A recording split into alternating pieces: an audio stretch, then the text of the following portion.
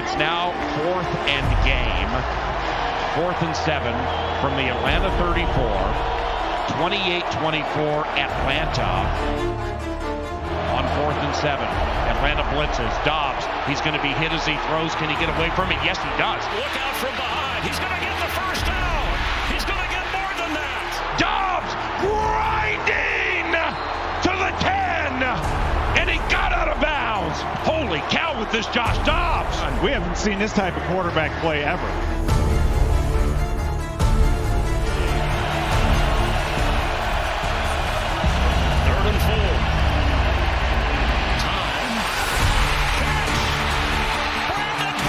Touchdown Vikings, and they have the lead.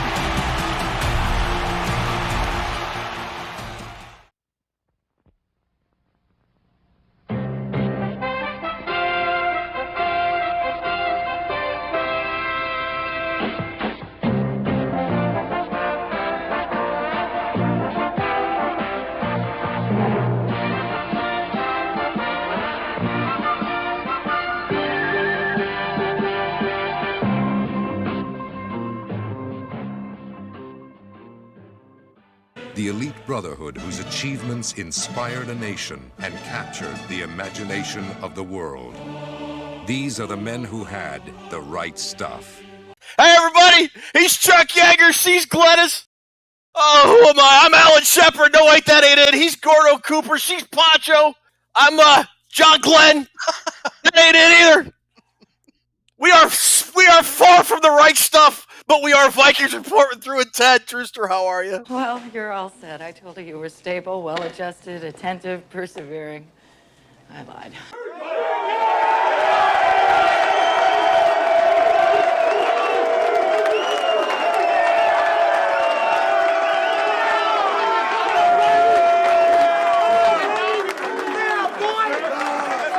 Oh, what a great film, Ted.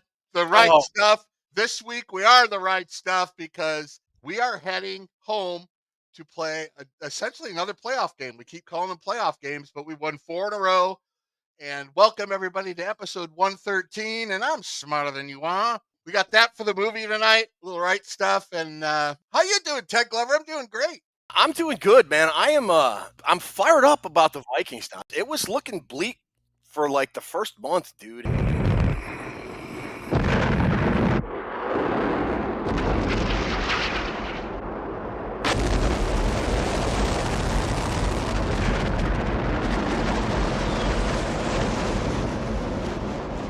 We have had a Klaus von Bülow reversal of fortune. reversal of fortune. What the hell did you just say? Yeah, exactly. The Vikings were Sonny von Bülow dead and in a coma in a vegetative state. Now they're back up off the mat like the Undertaker, man. Undertaker sets up.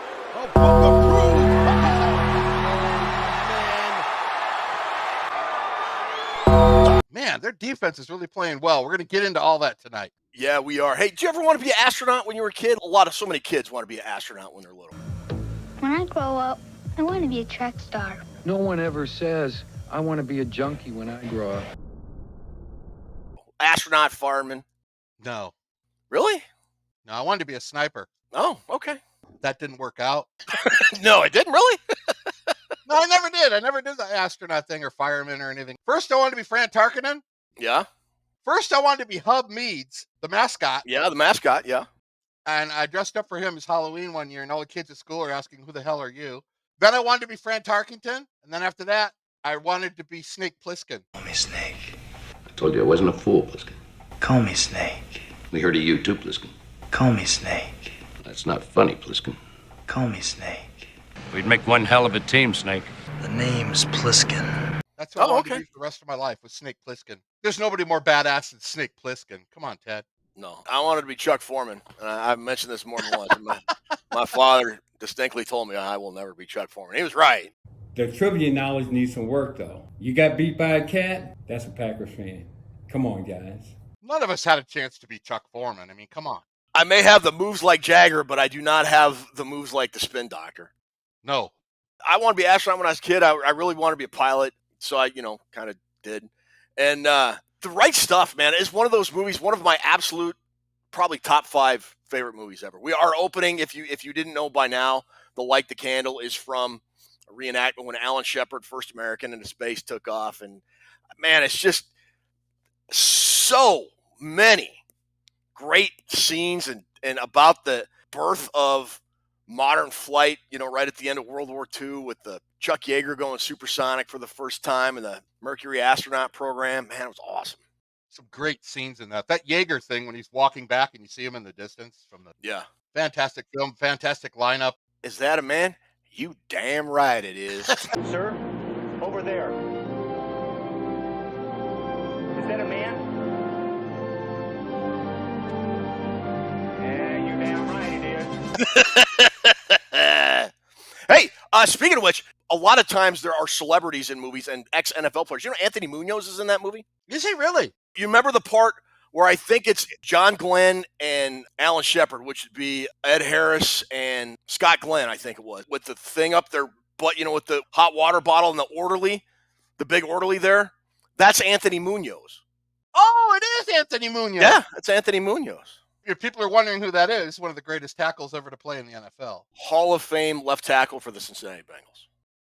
Best left tackle ever? I'm going to give it to him. He's in the conversation. I don't know if he is, but he is definitely in the conversation. You know that one guy, I can't remember which one it was. It peed in his suit? Alan Shepard, yeah.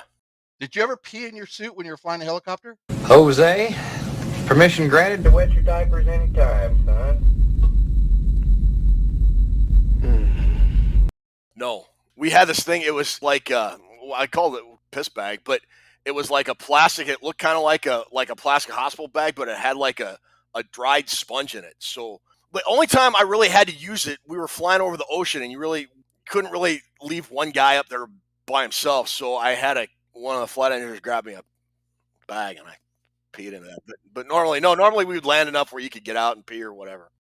I thought you were going to say the only time I used it is when all the red lights were flashing on the dash and the voice was saying, pull up.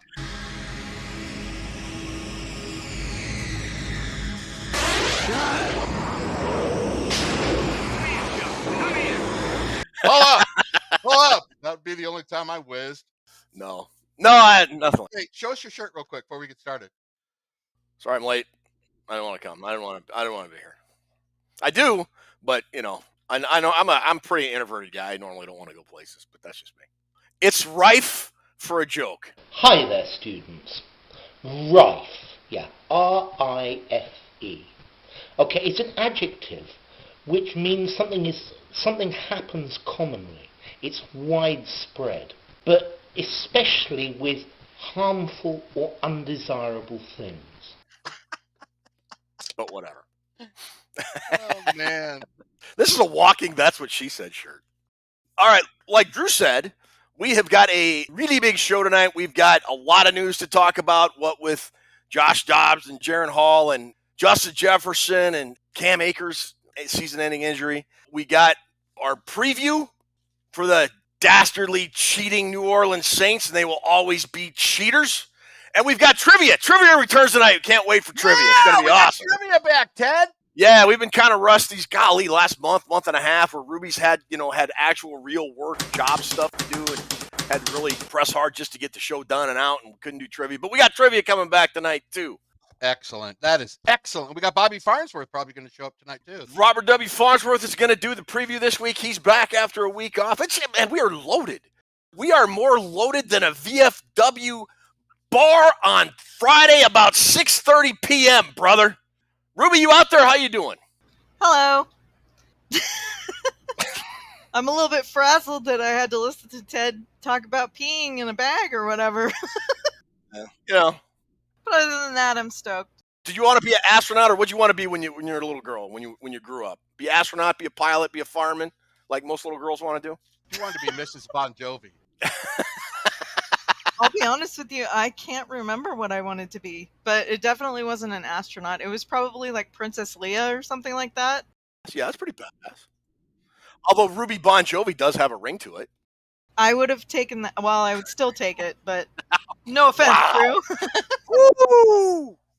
Shot to the heart, and no to blame, Drew. You give love a bad name. Bon Jovi showed up at the door. I just leave. Yeah. I'm only half hour away, so if he does show up, hold him there long enough so I can come over and say hi. I want to get his autograph. On a cowboy, on a steel horse I ride. These guys aren't even talking about the Vikings. This isn't a Viking show. All right, let's talk about the Vikings and let's talk about our contest. Let's talk about Purple Pain Forums. We do. We got Purple Pain Forums, our home on the internet. Great community of folks. Go ahead and check that out, purplepainforums.com. You can find our show there. You can find a lot of great topics. There's a lot to talk about in the Vikings world right now, and Purple Pain Forums is the place to go. You can also check out our website, vikingsreport.com. That's where you can find our prize vault, links to other past episodes that we've appeared on, or other shows we've appeared on. That nobody cares about your fantasy team standings. And the prize vault where you can maybe potentially pick a game-winning prize. So that's vikingsreport.com.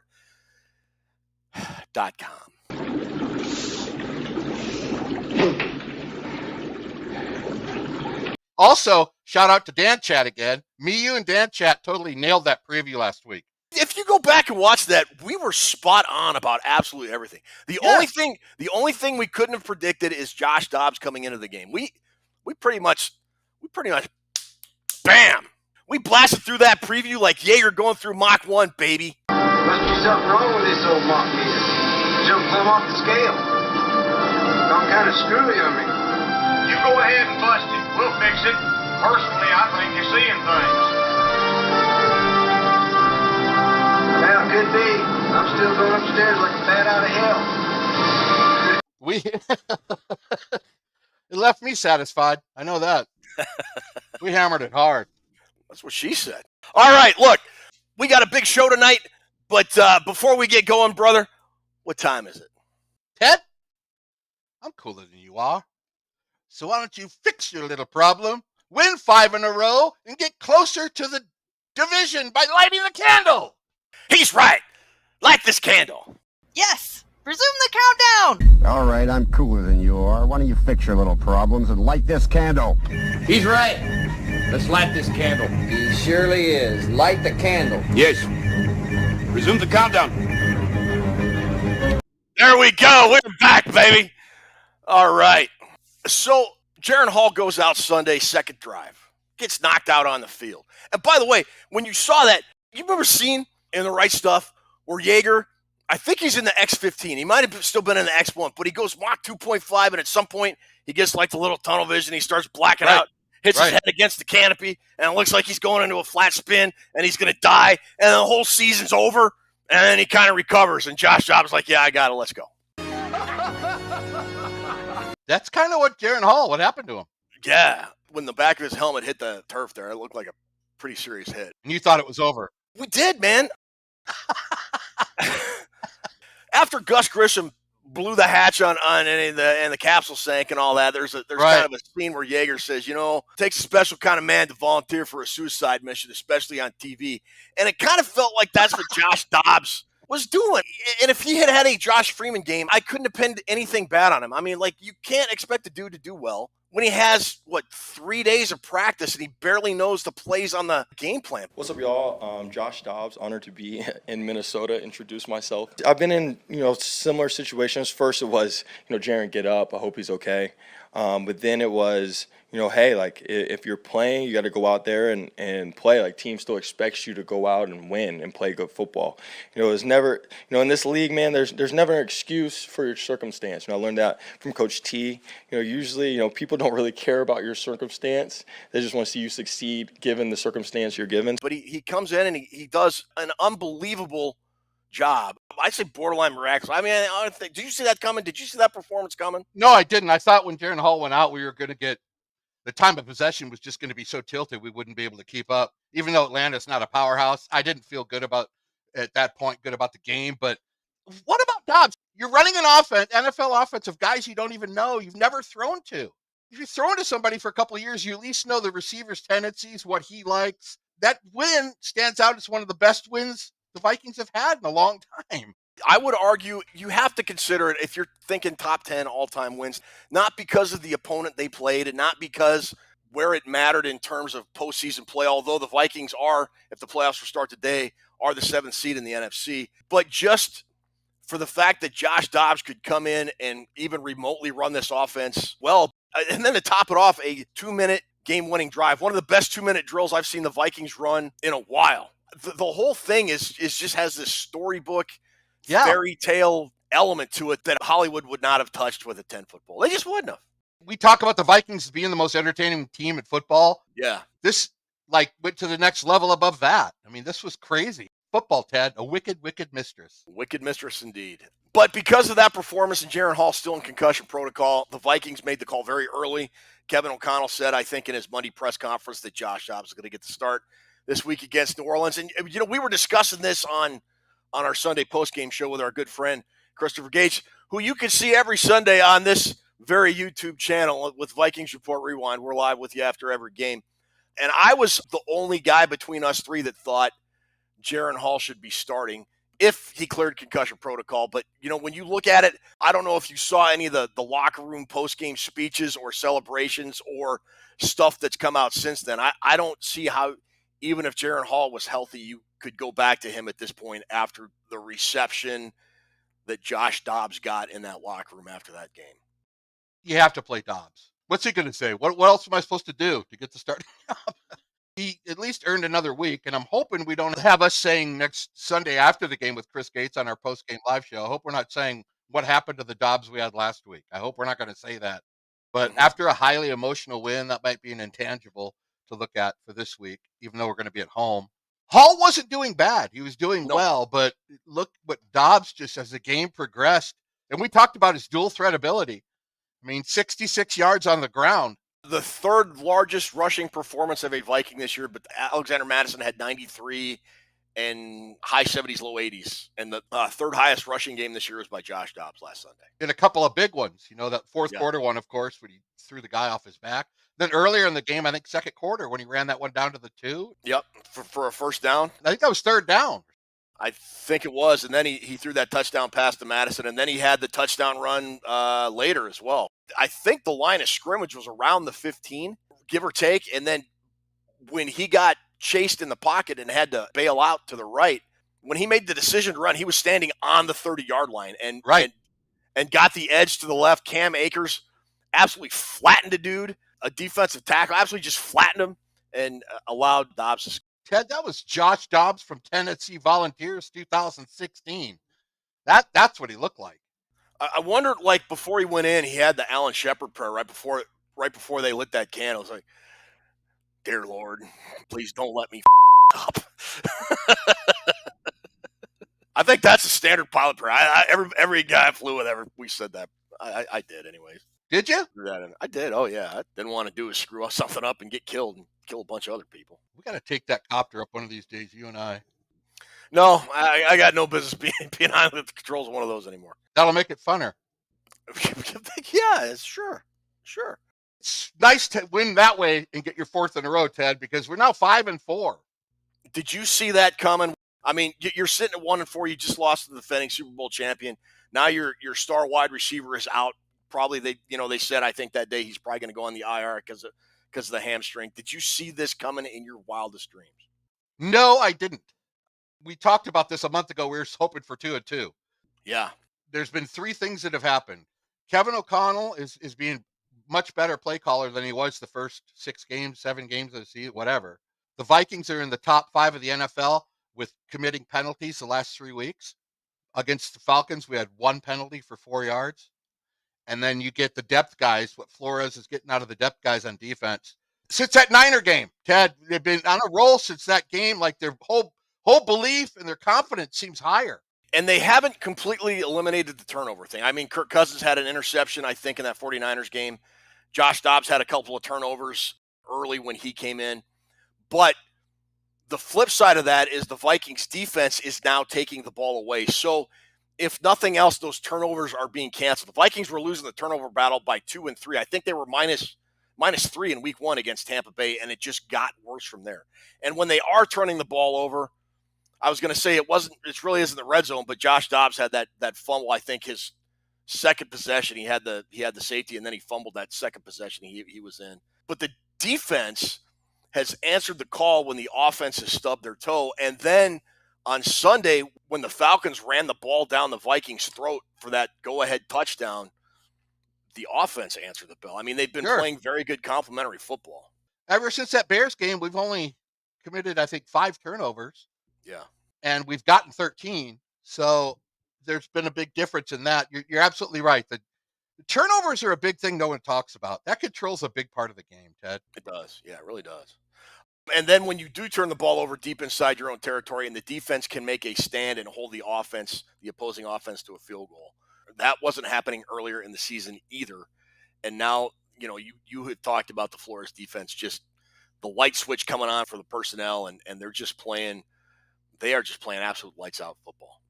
I want to mention Kevin O'Connell here because he was really taking a lot of flack from you for his play calling and from a lot of people. You were far from the only person saying, hey, O'Connell needs to pull his head out of his posterior. Talk coming out of the locker room from that Sunday game was what a masterclass Kevin O'Connell did in having Josh Dobbs understand the offense in real time. He would relay the play in. Dobbs would just kind of verbatim tell the huddle what the play is.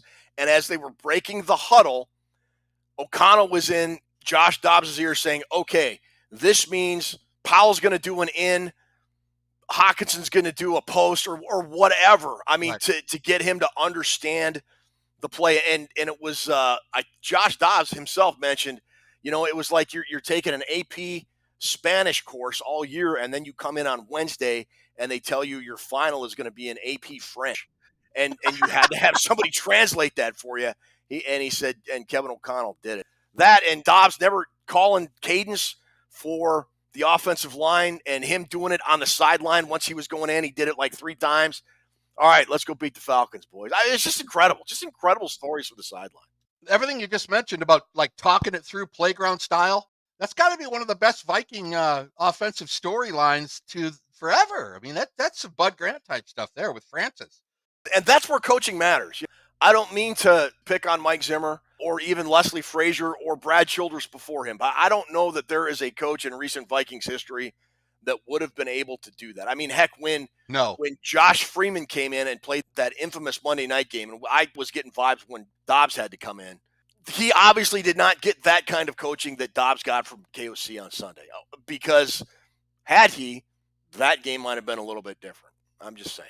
Nobody else could have done that. And I think the fact that Kevin O'Connell has grown up as a quarterback, he played quarterback at San Diego State. The fact that he was a quarterback allowed him to communicate with Dobbs like that. That's a really great point. I agree 100%. You know what? A lot of credit has to be given. And I have ripped O'Connell in the past because I think he has the play calling ability. He was just kind of scared to show it. Mm-hmm. But he has been showing it the last 3 weeks. He has great poise on the sidelines. I don't think he gets too worried. I think they learned that from his FBI father. His dad was a big shot in the FBI. Yeah. He taught him that you always got to keep your poise. You got to keep your wits about yourself. And when Hall went down and Dobbs went in and had a really treacherous start with the safety and the fumble and all that, you never really saw Kevin O'Connell get nervous about anything. No. And he realized what he had to do as a coach.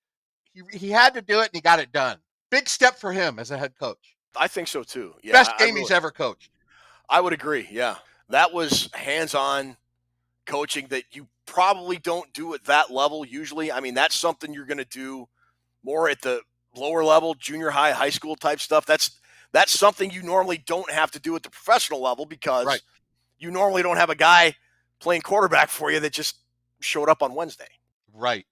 So we're kind of on the Josh Dobbs train. Who wouldn't be? A couple other real quick pieces of news. Cam Akers, sadly, is done for the year. We were advocating for more and more play time for him from the moment he got signed by the Vikings, but now tore his Achilles again. He had that injury in 21 or 22, I believe it was. 2021, I think it was. As it stands right now, as of this recording, the Vikings really haven't signed anybody.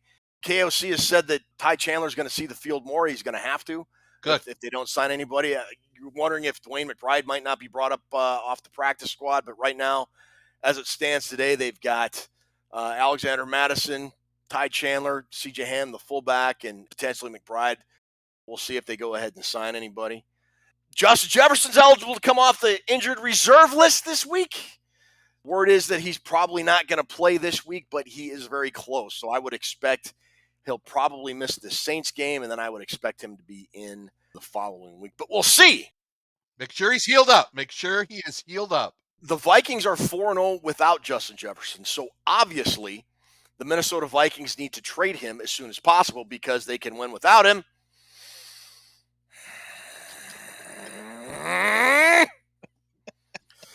No, obviously not. We might want to think about getting Hank Baskett and Bernard Berrien back because the way Dobbs is getting these receivers, Dobbs' passes hang them out to dry a lot. They all may all be injured by the time we may face the Raiders. I mean, I don't know. I'm pretty sure Chad Beebe's a free agent. We should probably get him in here. What are we doing in fantasy football? Who won last week? You know what? I don't care about your fantasy team because I mailed in my running back pick and it cost me first place, I think. No, Toonces is back on top. She won last week. Although for the first time this year, Drew, I believe you finished third. You did not finish second. I was last. There was only 1 point with my team. You only lost to her by 4 points, Ted. Damn it. God, all I had to do was come down here, look at my running back sheet, pick a dude, and I was upstairs and I was kind of drunk, and I'm like, Akers. How I picked my running back last week. You noticed I re-asked you just to make sure. You did. In Drew's defense, he did. Ted, are you sure you want to go with Cam Akers? I do. I want Cam Akers. He's going to score 4 touchdowns. 150 yards rushing. Shackles. And you can check out the updated standings for Nobody Cares About Your Fantasy Team over on VikingsReport.com to see who our current first place and second and third place are. Remember, the winner at the end of the year gets that sweet Antoine Winfield jersey. But for now, Ruby, if you would, put this week's Nobody Cares About Your Fantasy Team selections up for team third place Drew, team second place Cat with no opposable thumbs, and team right stuff, baby. Team right stuff. That's me. That's right stuff. Rules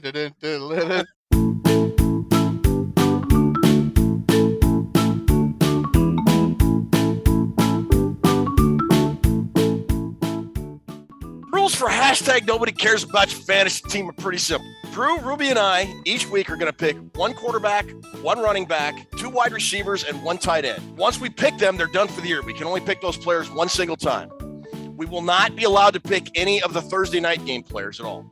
And we're using our standard PPR scoring format. So you look at our fantasy teams and you tell us in the comments below. Ruby will have a section on the website each week for our fantasy team segment. If you win, you get 2 pretty cool prizes. So again, look at our fantasy teams and the comments below on this show. Put in who you think, Team Toonces, Team Ted, Team Drew.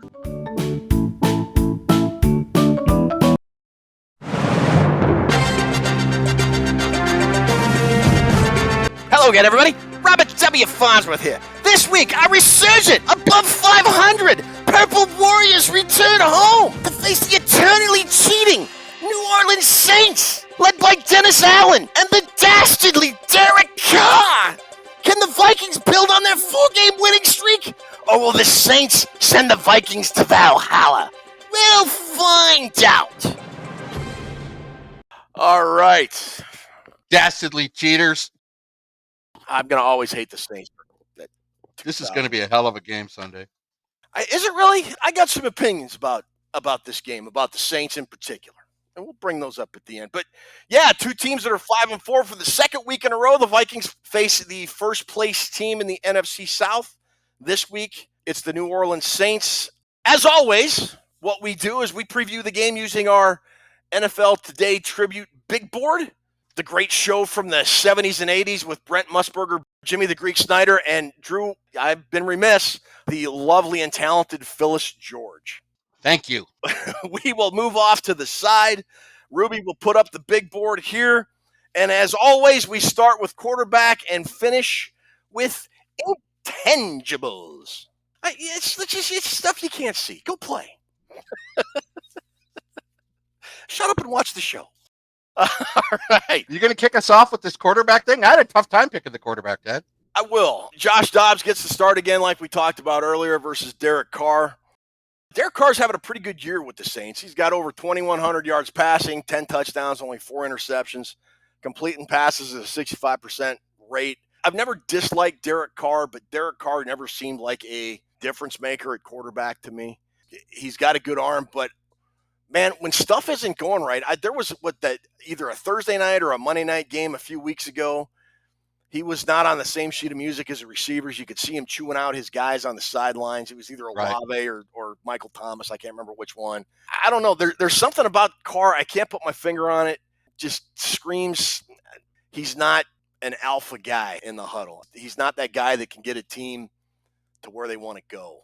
And you look at what happened with Dobbs and the Vikings last Sunday and how the team just kind of embraced him. And how can you not go with Dobbs after what you saw last week? I'm going to go with Josh Dobbs, man.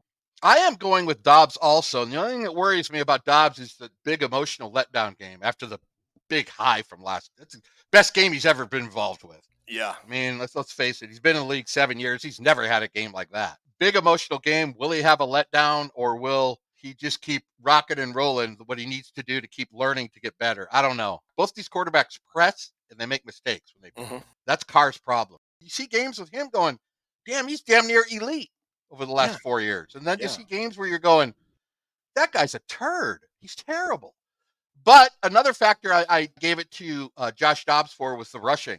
Dobbs had 66 yards last week. He's always been good, dual threat quarterback getting yards on the ground. He had 66 yards last week. On the season, Derek Carr has 18 rushes for 23 yards. So he's not going to be taking off and running anywhere. So that's an extra advantage they get. The only thing that would counter spot that would be Taysom Hill. You know, when he's a quarterback, he runs that wildcat, but he's not in there enough to make a difference in the pass game. He's a chode, so not whatever. Taysom Hill. He's a chode smoke too. He is, and he's a snarf. You know what a snarf is? No idea. It's the person that smells bicycle seats on a hot day. Oh, okay. He's a big snarf. And I'm giving it to Dobbs. Folks, you're not going to get this kind of analysis anywhere else. Taysom Hill, he's a snarf. Complete chode. I'm going to give it to the rocket scientist. Why not? All right. The Pastronaut.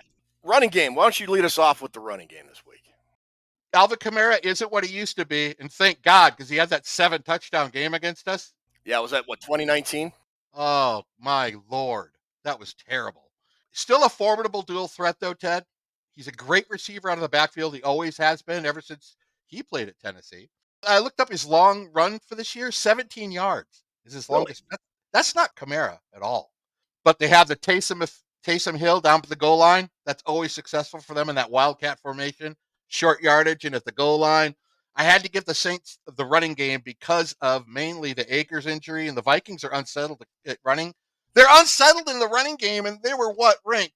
29th coming in. 29th coming in, and now they lost. Now they're unsettled. So I couldn't, in good judgment, give it to the Vikings. So the Saints get my check mark for the running game. Yeah, I agree with everything you said. Kamara's only running the ball at barely over 3.5 yards per carry, 3.6, I think it is. Taysom Hill is running over 5 yards per clip. He just doesn't carry the ball as much, but like you said, they use him in those unique packages. It's going to be interesting to see what the Vikings do to address the running game. That said, I do believe Josh Dobbs can be a great equalizer in the running game. He had, 66 yards on Sunday. I think was leading rusher for both teams that entire game. If I'd have to look that up, but I believe that's what Chris told us on our live post-game show. All right, receiving game. So Jordan Addison was a little bit sore. Brandon Powell was suffering from cramps. KJ Osborne about got killed. TJ Hawkinson's got some kind of rib or oblique injury. The Vikings receiving core has been, I would argue, with Jordan Addison coming on, the best in the NFL when you put Justin Jefferson back in there, man. I don't know now. Powell stepped up, had a great game. He's been playing really good football. I just wonder about the overall health of the unit. KJ Osborne's in concussion protocol. Tristan Jackson made a big catch on that 2-point conversion. I'd expect we'll see him play some, but it looks like at the end of that game on Sunday against the Falcons, wide receiver 1 was Jordan Addison and wide receiver 2 was Brandon Powell. If that's the case, you look over to the other side of the ball, you've got Chris Olave, Michael Thomas, and Alvin Kamara's got 43 catches. He's second on the team in receptions. And then they got a guy like Rashid Shaheed. He reminds me a lot of John Gilliam back in the 70s. Totally. Doesn't catch a lot of passes, but man, they're huge. He's averaged almost 20 yards a catch. I mean, they're just chunks of yard. As much as I don't want to, I think if the Vikings receiving core was healthy, I would give it to them, but I've got to give it to the Saints, and it's not because they have 2 Ohio State guys at the top of their roster. They're just healthier, and the Vikings, I think, for as much as the run game is unsettled, the receiving game could be in that spot as well for Minnesota. It was pretty easy to pick the Saints on this one, Ted. Just like everything you said, because of injuries. You got Dobbs, who doesn't know the receivers very well. You got JJ's out. Osborne's going to be out. Hawkinson's going to play. And then you factor in the Saints, 7th ranked defense against the pass? Yeah. Yeah, they're only giving up 192 a game. You factor that in. And then you factor in this. The big 3 for the Saints, Olave, Michael Thomas, both from the Ohio State. Let's get that out of the way because I knew it was coming. And Shaheed. Where's he from, Ted? That I don't know. Well, of course you don't, because you only do the Ohio State guys. He's from the great Weber State. Oh, of course. I knew that. Weber State Wildcats out of Ogden, Utah. Come on, Ted. I'm sorry. Those 3 wide receivers combined, Ted, let me throw these numbers at you. 114 catches, 1,503 yards, and 6 touchdowns. Yeah. And everything else I mentioned with the new quarterback Dobbs and the pass defense of the Saints, it was pretty easy for me to give the Saints the check mark here. Okay. Yeah, that's fair. Drewster, tell me about the offensive line. Who do you like here? I was looking down the list and look at people's numbers and everything, and it's kind of like the Saints have done a lot of shuffling with their offensive line this season.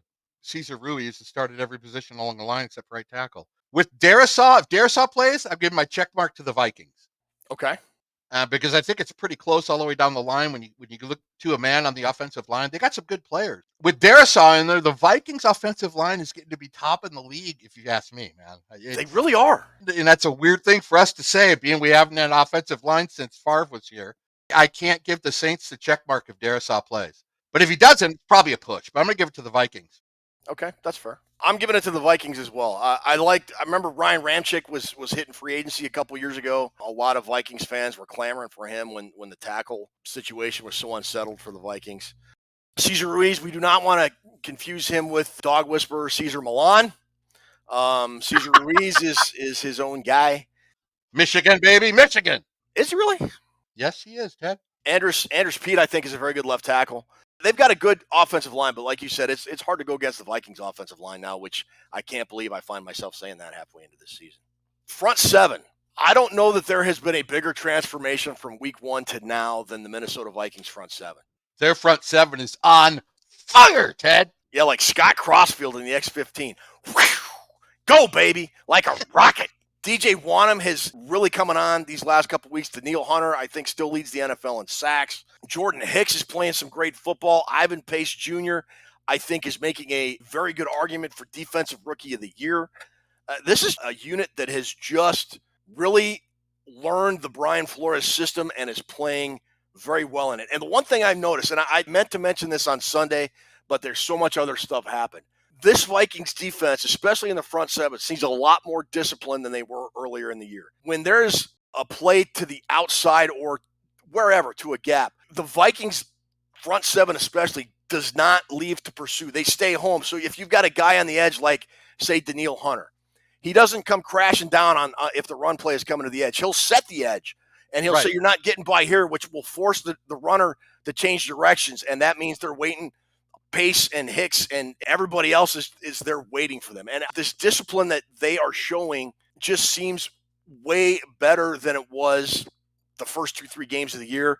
And God, it's not even the same defense that we saw last year. I really, really like what Flores is doing with this front 7. I don't dislike the Saints' front 7. Cam Jordan's kind of a punk for what he said about Kirk Cousins in the offseason. He's their best player. Demario Davis is pretty good. But overall, I think the Saints have better individual players. This front 7 unit is playing better, as good as anybody in the NFL. I'm going to give it to the Vikings here. That discipline you're talking about, the guys, how they're playing, that's Flores. Yeah, 100%. He is disciplined. He's keeping those guys in line. And let me tell you, Brian Flores is keeping the front 7 moving around enough pre-snap, and he's moving guys into gap. He has the defensive players playing to their strengths. When you watch this front 7 on Sunday, notice how many times he'll have 7 guys standing up. Nobody will be in a stance. All 7 guys will within a yard or two of the line of scrimmage. And if you're, like Taylor Heineke last week or Derek Carr this week, you're wondering, well, who the hell's rushing and who's dropping back? Are you all crashing and he'll have 6 dudes drop back. I saw a play to Harrison Phillips dropped into zone coverage into the flat. Harrison Phillips. I mean, Right. that is just like graduate level PhD pastronaut, man. Like, it's just wild, and it's working. And you know what? That's an element of the Vikings defense we didn't have last year at all. Yeah. It was just base 3-4, no movement, snap it, corners are 15 yards off, easy slant pattern for the wide receiver. Yep. Speaking of Harrison Phillips, he's been playing his ass off the last 2 weeks. He has. Yeah, he sure has. I should have mentioned him as well. The Vikings are now 12th against the run, Ted. The team that has been 32nd and 30th the last, 50 games is now 12th in the NFL, people. Raise your hands. Give a shout out. 12. And you know what's ahead of 12? The top 10.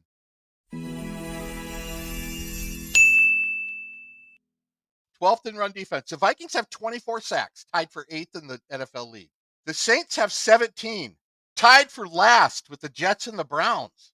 17 sacks isn't a lot of pressure. That's something you got to look for Sunday. Whoever pressures the quarterback more without having to blitz, and they're facing a stationary target back there with Carr. Their front seven, I like Cam Jordan. I love Saunders and Shepard in there. And Demario Davis, he's one of the best players on there. So, the great Pete Warner from Ohio State. When I did a draft write-up, you said I was crazy to have him in my top 15. You did. You said Pete Warner's not going to be any good, and I was right. He is. He is. I'm giving the front seven to the Vikings because they have just been playing exceptional. What about the secondary, Drewster? I have to give that to New Orleans, Ted. Really? That's a strong part of their team. Okay. 7th ranked pass defense. 3rd in tackles on the team is Lattimore. They got good corners. They should call these guys the New Orleans Buckeyes, man. They got Buckeyes all over their stinking roster. I hate it. Lattimore's a Buckeye. Yeah, I know. I think they have a very competent secondary. This is the one thing you notice. Listen, Ted, write this down. If your secondary is 7th in the NFL in pass defense. Secondary is 7th. Hang on, I got to write out. You told me right now. Okay, 7th. And your defense is last in sacks. And last in sacks. Okay. That translates to you having a pretty damn good secondary because it usually doesn't work like that. Pretty damn good secondary. Okay, got it.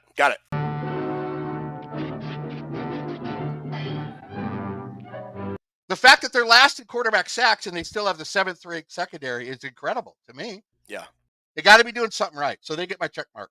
That's fair. I just like the way the Vikings secondary has played. I mean, the entire defense is improved dramatically. One of the guys that is really starting to stand out for me is Mekhi Blackman. I saw he's in the top 20 in terms of PFF ratings for cornerbacks in the NFL. Caleb Evans, I think, had a bounce-back game. Byron Murphy had a pick. Josh Metellus, man, what a season he's having. Dude, I'm really loving this Vikings defense. And after they made all those stops last week against the Falcons, I can't pick against them. I'm picking the secondary for the Vikings this week. Well, they got a whole different group of receivers this week compared to the Falcons. They do. And it's going to be essential that the front seven brings a lot of pressure on Carr. If they could do that, I think they can get a turnover or two. You know, one of my favorite plays on defense the Vikings do, and it happens like once a week. The other team will throw like a wide receiver screen, like a quick pat in the flat, and then you see it every week. Every team does it. Mm-hmm. Caleb Evans always shoots through there and takes the guy out at the knees for like a 4-yard loss. I absolutely love that play. He does it all the time. Or if he misses the tackle, he disrupts the play to the point where you've got a guy shooting out to block him out of the path of the runner, which frees up Smith or Wanham coming from the side to neutralize that play for little to no gain. Yeah. Yeah, for a guy that gets concussions, he's not scared to put his head in there. Red zone. Neither of these teams are good in the red zone. The Vikes, 22nd offensively, 18th defensively. The Saints are 28th in the NFL on offense in the red zone. A little bit better on defense, about 16th in the NFL.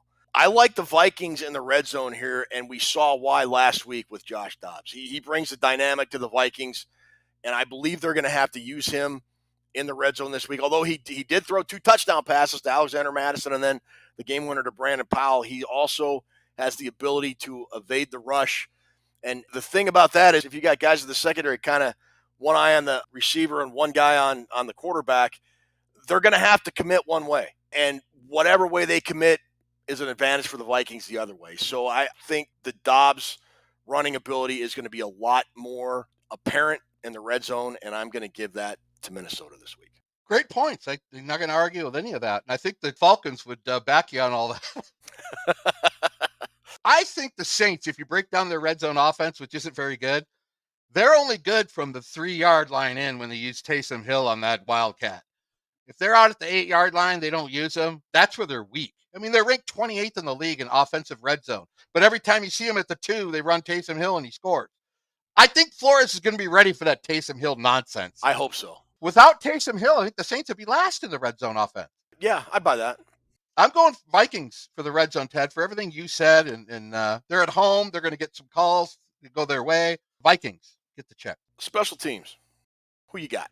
Do you know Wright is kicking the ball for 50 yards at average? Yeah. He is a great punter. Yes. Their punter is a snarf. He's a 42-yard average. That makes a difference for field position. I don't know much about Blake Groupe, or whatever his name is, but Joseph's coming off his most solid game of the season. I got the Vikings for the special teams, except for 1 point. So I'll bring it up in intangibles.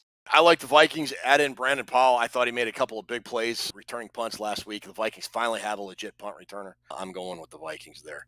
Coaching. We talked a lot about Kevin O'Connell, what he did with Josh Dobbs last Sunday. You add in the great stuff we've said about Brian Flores and Matt Daniels and the Viking special teams. It's not hard not to take the Vikings, which I am. I do want to point out that the Saints defensive coordinator, Joe Woods, was the Vikings. If the name sounds familiar, he was the Vikings defensive back coach from 2006 to 2013. You think about some of the great defenses the Vikings had under Leslie Frazier and a couple under Brad Childress, the guys like Xavier Woods. He helped develop, and drafted him in 2012 or 2013 and kind of showed him the ways of the NFL. Oh, Xavier Rhodes? Yeah. But Joe Woods was a very good defensive backs coach for the Vikings back in the day. So he was good defensive coordinator. But I just love the vibe the Vikes are giving off, and a lot of that starts with the coaching staff. So SKOL. Pete Carmichael, 17 years offensive coordinator. Dennis Allen, he spent like 5 years, I think, before he went to the Raiders. He was with the Saints 4 or 5 years, went to the Raiders, Broncos and Raiders. And then he's been back with the Saints for a couple years. That's a lot of experience on that side of the ball. Mm-hmm. I'm going to give it to the Vikings also because the Vikings need to get more helmets on the board that we got. I think it's pretty much a push, but we got the classic defensive head coach with Dennis Allen against Kevin O'Connell, who's nothing but an offensive coach. So you got 2 head coaches on different sides of the ball going at each other. It's going to be very interesting to see how this works out. I'll give the Vikings the edge because of last week, the job they did last week. Okay. They deserve a carryover for the pick, but there's a lot of experience on the Saints side. There is, yeah. And then finally, intangibles. What do you got, Ted, for some intangibles? Drew, you mentioned turnovers. I'm assuming you're going to hit that one hard, so I'm going to defer that one to you. My 2 other big ones are Rocket Man and complacency. What can we expect from Josh Dobbs this week? You would think that with a week to prepare and fully digest the playbook and just kind of have a more solid understanding of concepts and everything, that he would do better. But, man, sometimes when you just got to go out there and just play with no thought or no preparation, you just play out of your mind. How are his emotions going to be when he takes the field as a starter? And then same for the Vikings. I say complacency, not necessarily complacency, but how many times have we seen the Vikings have a huge win when you really kind of didn't expect it, and you get this big emotional high, and they just come out super flat the next week and play very uninspired football for most of the game. They haven't done that this year with the Niner win. They came out strong the next week. Yeah. So how does Kevin O'Connell get the team kind of back to even keel and then emotionally up for this game on Sunday? Because, man, if they can win Sunday, now you're 6-4, you're 2 games clear of 500 after a 1-4 start. You said every game is a playoff game from here on out, and it really is. They can't afford to lose a game and lose more ground to Detroit. If they could stay within 2 games, they've got 2 games with them the last 3 weeks of the year. So they control their own destiny for the time being, but they got to keep winning. For the Saints, man, who have they beat? Their wins are, Tennessee, Carolina, New England, Indy, and Chicago. The combined record of those teams are, 12-31 is what I wrote down here if I did my math correctly. They've played a lot of crappy teams, Ted. They've lost to Green Bay. They've lost to Tampa Bay. And their other 2 losses are fairly legit, at Houston and Jacksonville. But we threw out a bunch of really good numbers for the Saints, but it's been against crappy football teams. I think these guys are more pretender than contender, if you want my honest opinion. We'll see on Sunday. That's my big intangible for them. What kind of team are they really? Yeah, good numbers, but against who? My intangible is the same as going into the Packer game. Remember, I mentioned they didn't play anybody either. Yeah. That rolls over to the Saints. They haven't really played anybody either. The one thing people got to watch out for, Rashid Shaheed. That guy is an amazing kick returner, punt returner. He has a 15.4 average for returning punts, which means he's almost breaking all of them. 15.4 is not shoddy. Yeah. Usually guys get like 6 or 8, and he's got a touchdown. The Vikings return the coverage on the punts better be ready because that guy can return punts. That's my intangibles, but Vikings get it. Vikings are at home. They're starting to believe they can win, Ted. I don't know about you. I kind of feel they have a winning kind of attitude now. Like they're expecting to win and not fumble like they did the first month of the season. Oh, God, we're going to turn it over again. Mm-hmm. That has turned around. The penalties have turned around. Kevin O'Connell's play calling has turned around. We're turning a corner, and the defense is on fire. All right. That'll do it for our big board preview. Can Josh Dobbs not turn the ball over? You said the Saints they're what, +8, I think, in turnover margin. Top 5 in the NFL. They're right up there. If they cannot turn the ball over and continue to not shoot themselves in the foot, I think they're going to win. Last week was the first time they'd scored over 30 points all year. I kind of like the vibe this Vikings team is given. I really do. I think they're going to play well on Sunday. This is potentially a tiebreaker. The Falcons or the Saints, yeah. If Detroit wins the division, these are the teams we're going to be fighting with to get the playoff spot. And head-to-head is like a whole other game. It's like a game ahead, right? Yeah, I mean, great point. That's the first tiebreaker. So these other teams that are going to be fighting for playoff spots, we need this for a tiebreaker against them also. Sure do. All right, so that is our preview for this week. We'll go ahead and take a quick break, come back and wrap the show up with the grand return of Toonce's Trivia. It's my pleasure to introduce to you America's Mercury Excellence! They were an elite fraternity who risked their lives to move faster and soar higher than anyone dared to imagine. It took more than spirit, more than determination, more than courage. It took the right stuff. They all want to see Buck Rogers, and that's us. Rated PG. Special advance preview this Saturday.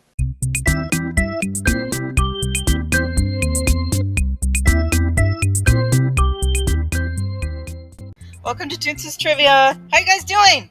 Good, Toonces. How are you? Good. We're back. Love it. We're back, and my mind is just as warped as usual. All right, this week we have the wrong stuff, the right stuff, picture puzzles, and potpourri. I don't know if you remember, but Jeopardy always had that potpourri category. Hey, Ted, is potpourri like Intangibles? No, you can see potpourri, and you can smell it usually. It's something you put like in a little dish and burn. I know about putting stuff in a dish and burning. Much like my hopes and dreams. Alrighty then. Here we go for 100. Which player does not belong? So that's Kelsey. It looks like Mark Andrews, TJ Hawkinson. Is that Taysom Hill? Is that Taysom Hill? He doesn't belong. That is correct. Oh! That guy just felt the wrath of Toonces, Ted Glover. Nice. That's awesome. All right, here we go for 200. We'll say David Carr is okay, Derek Carr is not. No, I think it's the other way around. Oh, man, I thought it was going to be pick on Saints all week. This guy's sucked. Are you kidding? How about they both suck and we both get 200? How's that? That'll work. Rookie year, he got sacked like 72 times. That was terrible. All right, for 300, who is he? Willie Snead? No. Who is that dude? Oh, it's that guy, the tight end, Graham. Jimmy Graham. That's Jimmy Graham? Yes. Yeah, you know how you know? Jimmy Graham looks like one of those dart seekers from I Am Legend that pays Will Smith. He's a dart seeker, dude. That was Jimmy Graham. By the way, healthy scratch last week. He's not going to play again this week. Why and how is he still in the league? Isn't he like 50? That I don't know, Toonces. I mean, I think he got drafted the same year Joe Sensor did back in 1979. Okay, the right stuff. This one, I'm going to show you a picture of an awesome Vikings versus Saints win. You tell me at least the year. If you can say the month, that's awesome too. But here we go. Here's the first one. Is that the London game? Yes. The Vikings won when he doinked that kick right there. That was the doink. The double doink. What year was that? Last year. Last year, yeah, that was last year. Yes, very good. October 2nd, 2022. All right, for 200. What year was this? Oh, that's the Miracle. That's the Miracle game. That would have been... That's not the Miracle game. No, that's not the Miracle That's game. the playoff. That, I think... was a year before. The Sam Bradford Monday night game. Really? Yes. Do you remember what year that was? Well, that would have been 2017. That was the Monday night. That was the season opener, I think. I think it was. Is correct. 2017. Yeah. Wow. Ted. Good job, Ted. All right, for 300. What year was that? Oh, that was Winfield. It was a Monday night game. Yeah. It was 2008, I think.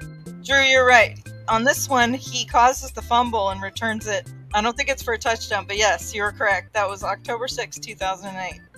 Rooster, good job, man. I love that picture. So freaking awesome.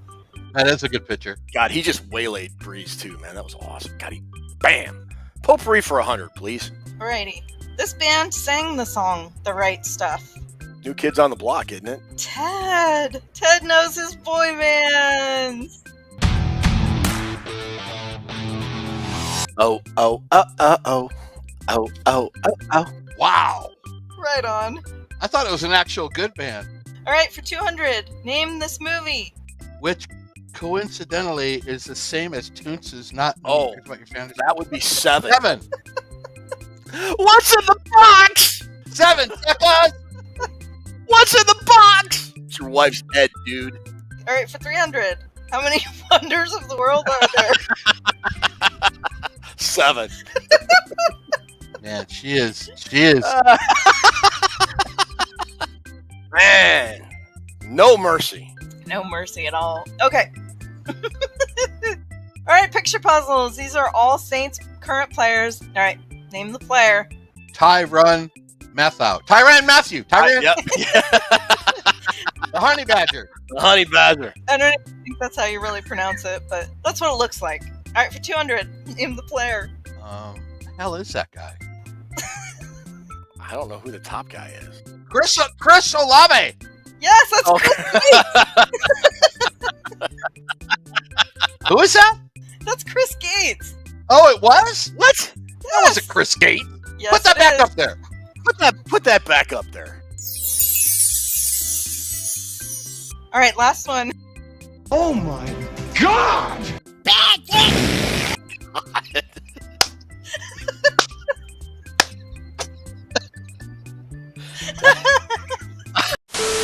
All right, thanks, Ruby. It's so good to have trivia back. So good to have the show back. Drew, as always, you make me smarter with football knowledge. We laugh. We have a good time. Ruby, without you, there would be no Vikings Report with Drew and Ted. Thanks to everybody who watches, who comments, who participates in the contest, watches our post-game shows and comments for prizes. We're still growing. We're over 25,000 strong and growing in terms of subscriptions, so please subscribe, like, ring the bell, all that good stuff. As for me, I'll try to do better the next time. Brother, take us home. Episode 113 is now officially in the books, Ted. Thank you so much for the great hosting job. I know it's not easy to put up with me, but somebody has to do it. Vikings go for their 5th straight win, folks, on Sunday. So enjoy that game. They're coming back home for some home cooking, and we will be live with you after the game, the whole Vikings Report crew, and you know all 4 of us. We do like to have fun. You know why, Ted? It's football, it's fun, and it's Vikings Report. Say goodnight, Ted. Good night, Ted. Moonshot!